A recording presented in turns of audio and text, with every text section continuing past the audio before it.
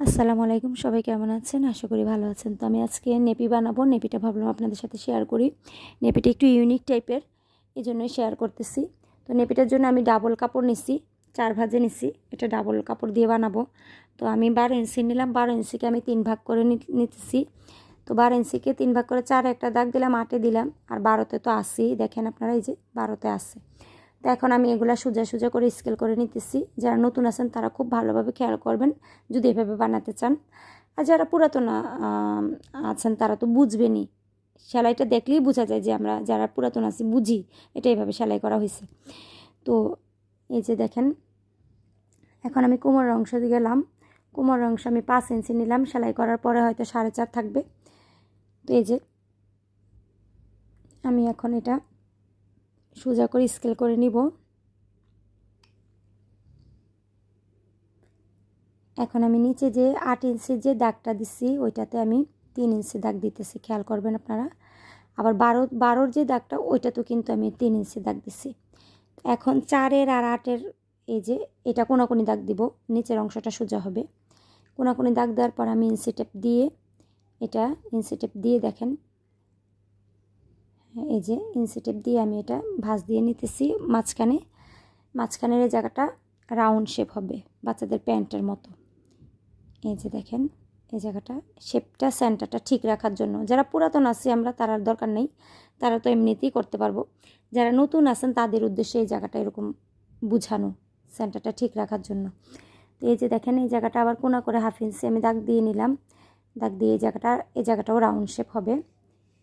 তো এখন আমি এটা কাটবো। তো এই দাগগুলো সুন্দরভাবে দিতে হবে। কাটা যত সুন্দর হবে আপনার সেলাই তত সুন্দর হবে, এটা সবাইকে মনে রাখতে হবে। কাটার সৌন্দর্যটাই হচ্ছে আসল, কাটার ফিনিশিংটাই হচ্ছে আসল। তো এখন আমি এই যে দেখেন, কোমরের অংশটা বাদ দিয়ে আমি বাকি সাইডগুলো সেলাই করে নিতেছি, সেলাই করে নিব। এখন আমি কোমর এবং ফিতার জন্য আমি কাপড় কাটতেছি। 2 ইঞ্চি কাপড়টা পাশ নিতেছি, 2 ইঞ্চির বেশি নেওয়ার দরকার নাই পাশে। আর লম্বায় আমি 14 ইঞ্চি নিচ্ছি। আপনারা ইচ্ছা করলে 15ও নিতে পারেন, 16ও নিতে পারেন, কোনো সমস্যা না।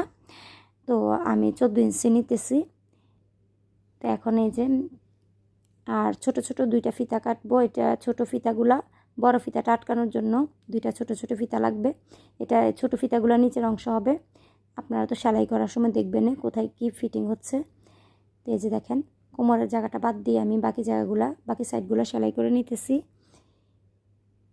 এই যে বাকি সাইডগুলো সেলাই করে নিতেছি। হয়তো আমার ভিডিওটা একটু বড় হচ্ছে, কিন্তু যারা নতুন আছেন তাদের সবচেয়ে বেশি বুঝতে সুবিধা হবে। হয়তো আমরা পুরাতনরা খুব সহজে বুঝে যায় সব কিছু, কিন্তু নতুনরা কিন্তু খুব সহজে সব কিছু বুঝে না। এই জন্য নতুনরা খুব সহজেই বুঝতে পারবেন। এই যে এখন আমি এই যে সেলাই করে নিলাম কোমর বাদ দিয়ে বাকি সাইডগুলো। এখন আমি এটা যে কোনাগুলা আমরা সবসময় খেয়াল রাখতে হবে, যে কোনো রাউন্ড শেপের কোনো কিছু সেলাই করলে বা কোনা টাইপের কিছু সেলাই করলে এটা যদি উল্টাইতে হয়, তখন এই কোনাগুলো একটু কাইটে দিলে বা রাউন্ড জায়গাগুলো একটু কাইটে দিলে তখন উল্টানোর পরে এটা কুচকায়ে থাকে না। না কাটলে কিন্তু কুচকায়ে থাকে। এই ক্ষুদ্র ক্ষুদ্র জিনিসগুলো যদি আমরা সেলাইয়ের মধ্যে খেয়াল রাখি তাহলে কিন্তু আমাদের সেলাইয়ের ফিনিশিংটা অনেক ভালো আসে। তো এই যে দেখেন, এখন আমি এটা উল্টাই নিতেছি। উল্টাই নেওয়ার পরে এই যে কোনাগুলো আমি ভালোভাবে কেচি দিয়ে উঠাই নেব। এই যে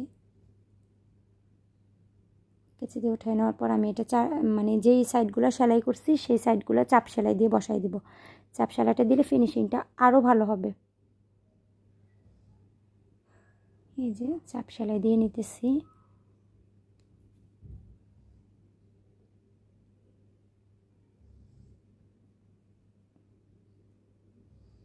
এখন আমি ছোটো ফিতাগুলো বানাইতেছি, ওই যে 3 ইঞ্চির যে ফিতাগুলো এগুলা দেখেন বানিয়ে নিতেছি। এখন 3 ইঞ্চি ফিতাগুলো বানাই আমি, এই যে বানানো শেষ। এখন এই যে লাগাই নিতেছি। মাঝখানে কিন্তু আমি চক দিয়ে একটা সেন্টার করে নিচ্ছি যেন আমার দুনো পাশের ফিতার মেজারমেন্টটা ঠিক থাকে। আপনারা ওইভাবে করে নেবেন।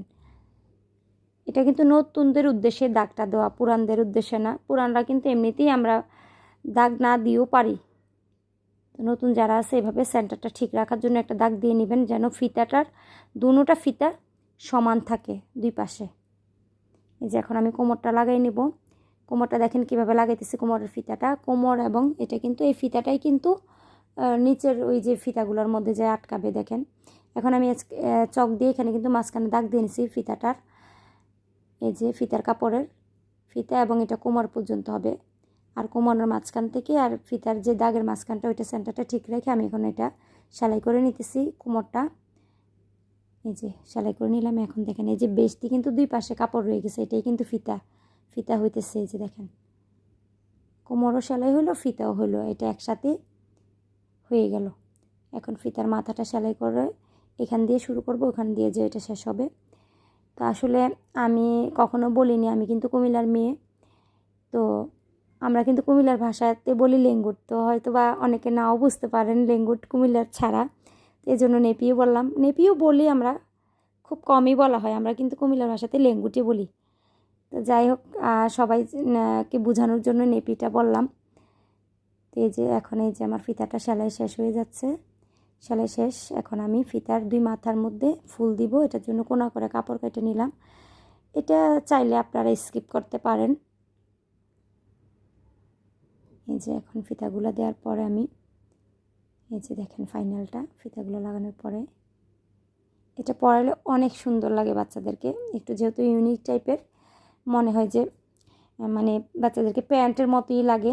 দেখেন তো আমি কিন্তু কয়েকটা যেহেতু বানাবো, এই যে দেখেন আমার ছোটো ভাইয়ের একটা মেয়ে বাচ্চা হয়েছে আলহামদুলিল্লাহ, তো রাজকন্যার জন্য কয়েকটাই বানাবো। তো এরকম আমি কয়েকটাই কাটতেছি, আবার তিন কোনা টাইপেরও কাটছি কুচি দিয়ে, এটাও আপনাদের সাথে শেয়ার করবো আরেকটা ভিডিওতে। তো এই যে এক মাপের আরেকটা কাটলাম, হয়তো বলতে পারেন যে কেন আবার আরেকটা কাটলাম, এটার মধ্যে কিন্তু একটু ভিন্নতা আছে। দেখেন ভিন্নতাটা দেখেন, এই যে এই কোনাটা যে সোজা হয়েছে এটা কিন্তু আমি একদম রাউন্ড শেপ করে দিছি, এটাও আরেক রকম ভালো লাগে। এটা আমি আগেও সেলাই করছি একটা, অনেক ভালো লাগে। তো এই যে দেখেন তো এখন এই যে এটা এই জায়গাটা রাউন্ড শেপ দিছি, যে দেখেন রাউন্ড শেপেরটাও ভাল লাগে, মানে একটা কোনা হবে আর একটা রাউন্ড শেপ হবে, এতটুকুই। তো এটার সেলাইটা দেখাইলাম না, তো কেমন হয়েছে আপনারা জানাবেন। তো তিন কোনা আমরা যেগুলো আগে পরাইতাম এগুলোও সেলাই করছি, একটু কুচি দিয়ে সেলাই করছি, ওইটা আমার মেয়েকে বেশি পরাইতাম, তো ওইটাও শেয়ার করব পরে। তো এই যে এই দুটোটার ফাইনালটা দেখেন। আল্লাহ হাফিজ।